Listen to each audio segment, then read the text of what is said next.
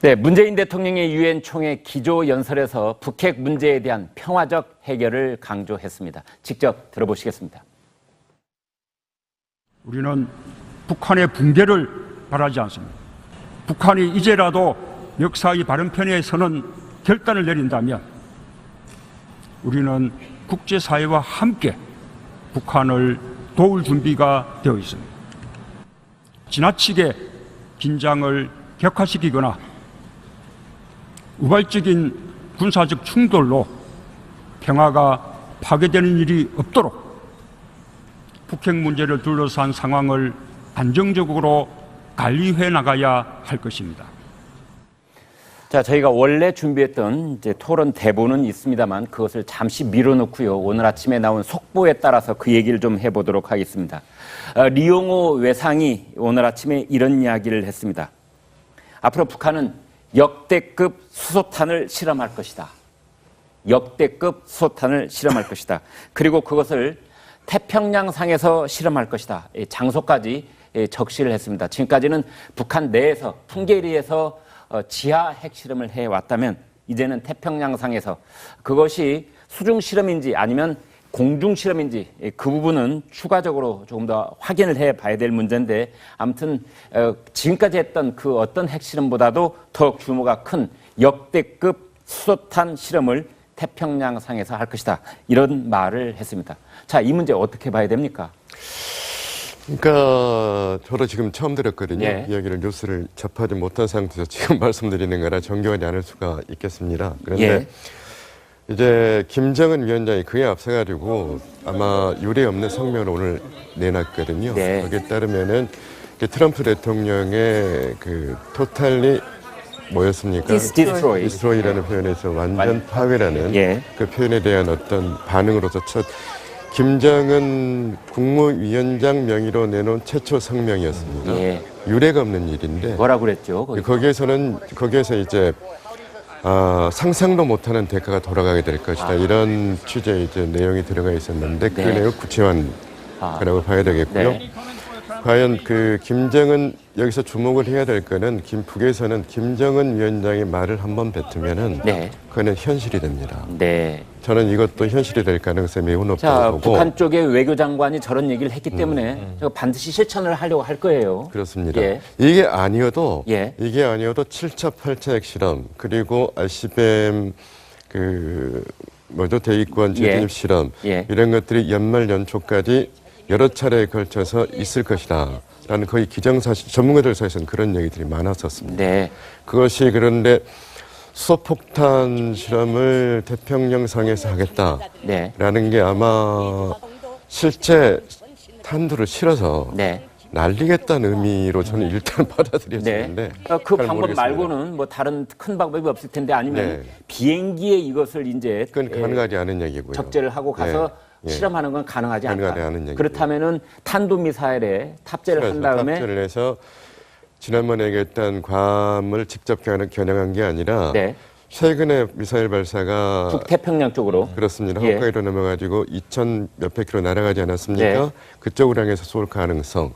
만약에 그렇다면은 기존에 있었던 상황하고는 완전히 이거는 성격이 완전히 다른 또 하나의 상황이 되는 겁니다. 네. 자, 김 교수님, 만약 저런 일이 벌어진다면 지금까지 풍계리에서 6번 했던 핵실험과는 완전히 차원이 다른 얘기가 전개가 될 수 있는데요. 네, 그렇습니다. 지금 많은 전문가들이 예상해 온 것은 북한이 지하 핵실험으로 만족하지 않고 공중 핵실험을 할 것이다. 그런 예측들을 많이 해왔는데요. 결국 어떤 면에서는 올 것이 오는 것이 아닌가 하는 두려움을 가지게 되는 것이 사실이다 이렇게 볼 수 있을 것이고요. 그런 경우에 있어서 과연 미국은 또 어떻게 대응을 하겠는가? 정말 공중에서 핵실험을 할 경우에 이제 피해가 주변국에 광범위하게 확산될 수밖에 없는데요. 지난번에 평양에 주재했던 영국 대사가 중앙일보에 실은 칼럼에서 그런 말을 했어요. 김 교수님 방금 말씀하신 그 공중 핵실험을 반드시 하려고 할 것이다. 예상돼 있던 수순인데 트럼프 대통령의 그 완벽한 파괴, 이 북한을 없애버리겠다. 그러니까 물론 이제 전제 조건이 있습니다. 미국과 동맹국의 위험이 된다면 완전히 파괴해버리겠다. 근데 여기에 대해서 말씀하신 김정은 성명이 지난 밤 사이에 나온 게 아주 가격해요. 네. 늑다리 미치광이 이런 표현이 등장합니다. 트럼프에 대해서. 예. 그러면서 이제 초강경 대응을 하겠다. 네. 그리고 그게 무엇이든 트럼프가 상상한 이상이 될 것이다. 근데 이게 바로 연이어 나온 게 공중실험이기 때문에 네. 태평양상 공중실험이면 이게 60년대 비키니 섬에 이제 핵이 처음 실험될 때 네. 그때 분위기거든요. 네. 주변 국가들이 난리가 납니다. 네. 방사능 낙진이 다 퍼집니다. 이번에는 예. 풍계리와 양상이 다르고 예. 또 일본을 넘어갔는데 탄두가 실려 있다. 네. 이건 일본도 이제 아주 심한 문제 제기를 할 수 있는 상황이죠. 네. 그래서 저는 벌집 수신 상황을 김정은이 만들려고 한다. 그런데 이거는 새롭게 만들어낸 며칠 사이에 유엔 이 기조연설을 듣고 만들어낸 게 아니라 예정된 수순일 가능성이 매우 높고요. 그때 북한이 할 수 있는 게 최근에 북한 성명이 묘해요. 핵보유국 선언을 할 법도 한데 완성 단계에 이르렀다. 완성을 향한 완결 단계까지 왔다. 조금 더 하면 완성이다. 아주 약간의 여지를 두면서 발언을 해왔거든요. 이 노동신문이나 조선중앙통신이. 네. 그런데 지금 이 실험을 할 때 우리는 오늘부로 핵 보유국임을 선언한다. 이렇게 나올 거예요. 네. 여기 이제 국제사회가 어떻게 대응할 것이냐 미리 준비해야 될 것 같습니다. 자, 신 의원. 예.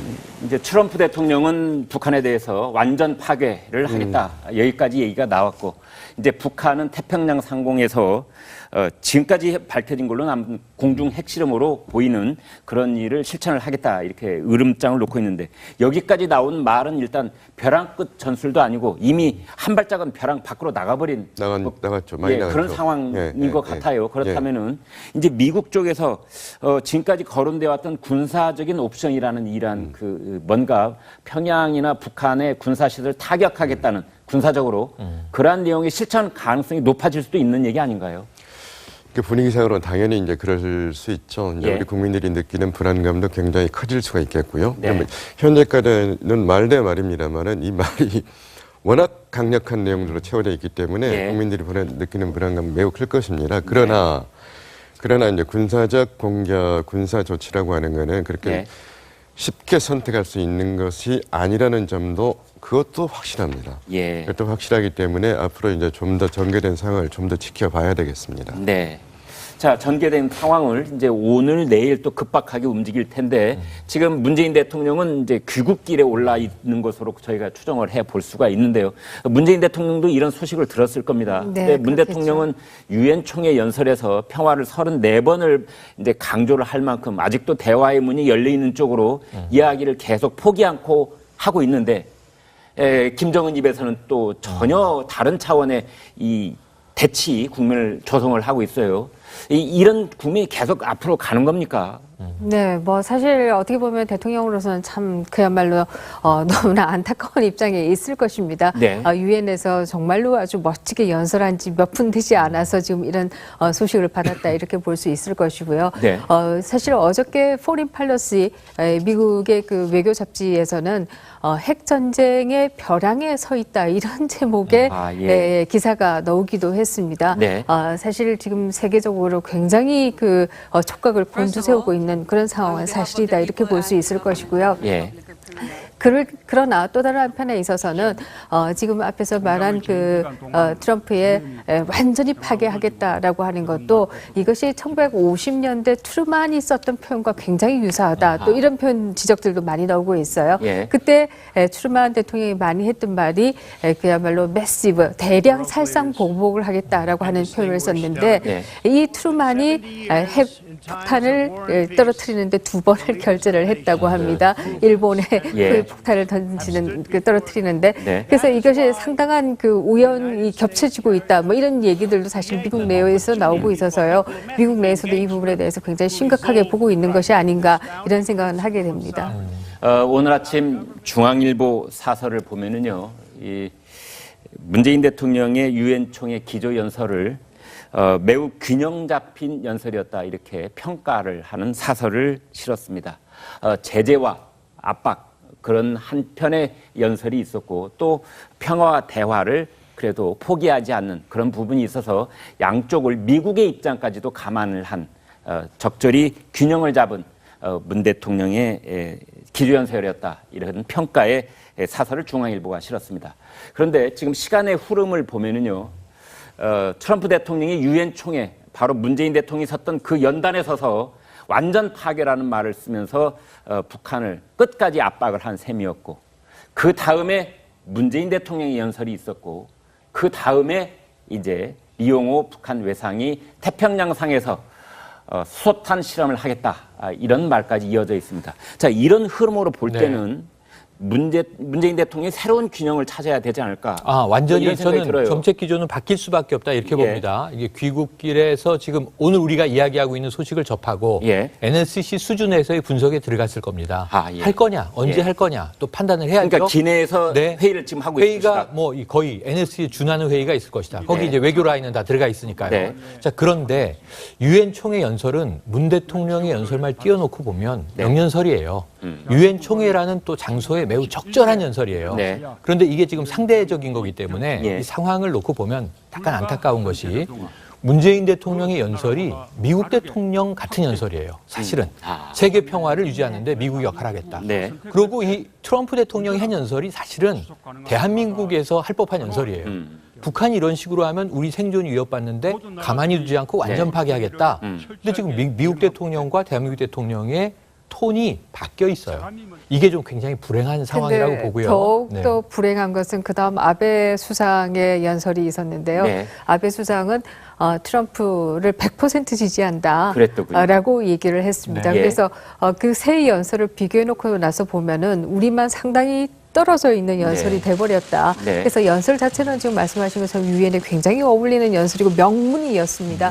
그럼에도 불구하고 한반도의 이 급박한 상황을 보면은 너무나 한가한 연설이 돼버린 것이 아니냐, 그런 비판도 가능합니다. 그래서 뉴욕타임스가 미국이나 일본에서 봤을 때는 문재인 대통령이 이상한 사람, 그런 표현을 썼더군요. 그렇게 비칠 가능성이 있다. 나오죠. 말씀하신 질문에 이제 방점을 드리면 문재인 대통령은 이제 귀국해서 서울공항에 도착하는 순간 그 전에 레드라인에 대한 정의를 내리시지 않았습니까? 자, 이제 ICBM에 핵탄두를 탑재해서 날릴 수 있는 수준이 됐을 때 그것을 북한이 보유하면 레드라인이다. 지금 레드라인에 대한 그동안의 아주 구구한 이제 논란과 그리고 불확실성은 완전히 제거됐다. 이 북한은 레드라인을 지금 넘어서고 있어요. 태평양 상공으로 발사하는 순간 아마 거기에 대한 우리의 조치가 가시화돼야 될 것 같습니다. 네, 알겠습니다. 오늘 신통방통 출연진 세 분의 말씀을 여기까지 듣겠습니다. 네, 문재인 대통령의 유엔 총회 기조 연설에서 북핵 문제에 대한 평화적 해결을 강조했습니다. 직접 들어보시겠습니다. 우리는 북한의 붕괴를 바라지 않습니다. 북한이 이제라도 역사의 바른 편에 서는 결단을 내린다면 우리는 국제사회와 함께 북한을 도울 준비가 되어 있습니다. 지나치게 긴장을 격화시키거나 우발적인 군사적 충돌로 평화가 파괴되는 일이 없도록 북핵 문제를 둘러싼 상황을 안정적으로 관리해 나가야 할 것입니다. 자, 저희가 원래 준비했던 이제 토론 대본은 있습니다만 그것을 잠시 밀어놓고요. 오늘 아침에 나온 속보에 따라서 그 얘기를 좀 해보도록 하겠습니다. 리용호 외상이 오늘 아침에 이런 이야기를 했습니다. 앞으로 북한은 역대급 수소탄을 실험할 것이다. 역대급 수소탄을 실험할 것이다. 그리고 그것을 태평양상에서 실험할 것이다. 장소까지 적시를 했습니다. 지금까지는 북한 내에서 풍계리에서 지하 핵실험을 해왔다면 이제는 태평양상에서 그것이 수중 실험인지 아니면 공중 실험인지 그 부분은 추가적으로 조금 더 확인을 해봐야 될 문제인데 아무튼 지금까지 했던 그 어떤 핵실험보다도 더 규모가 큰 역대급 수소탄 실험을 태평양상에서 할 것이다. 이런 말을 했습니다. 자, 이 문제 어떻게 봐야 됩니까?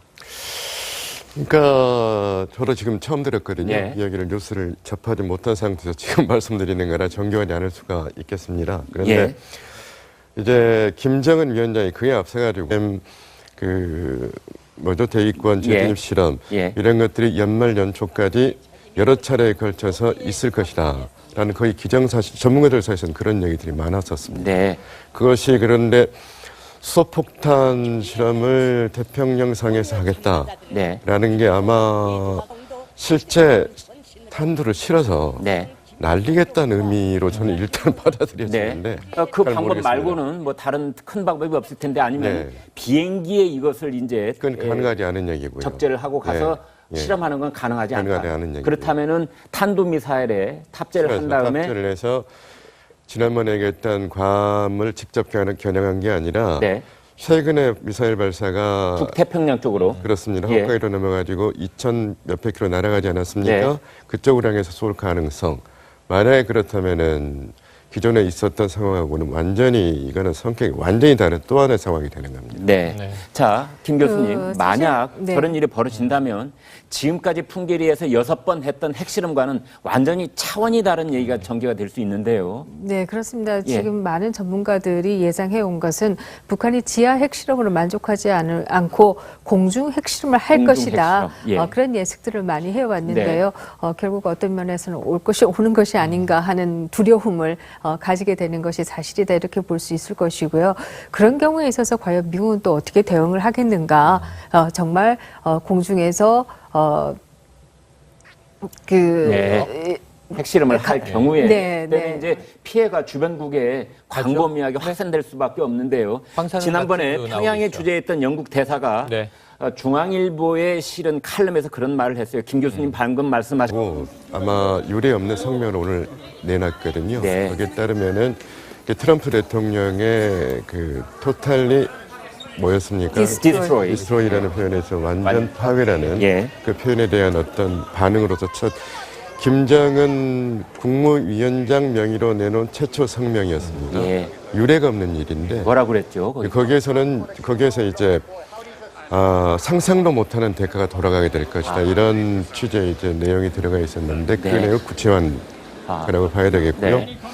과연 그 김정은 여기서 주목을 해야 될 거는 북에서는 김정은 위원장의 말을 한번 뱉으면은 네. 그거는 현실이 됩니다. 네. 저는 이것도 현실이 될 가능성이 매우 자, 높다고 보고 북한 쪽의 외교장관이 저런 얘기를 했기 때문에 제가 반드시 실천을 하려고 할 거예요. 그렇습니다. 예. 이게 아니어도 예. 7차, 8차 핵실험 그리고 RCB의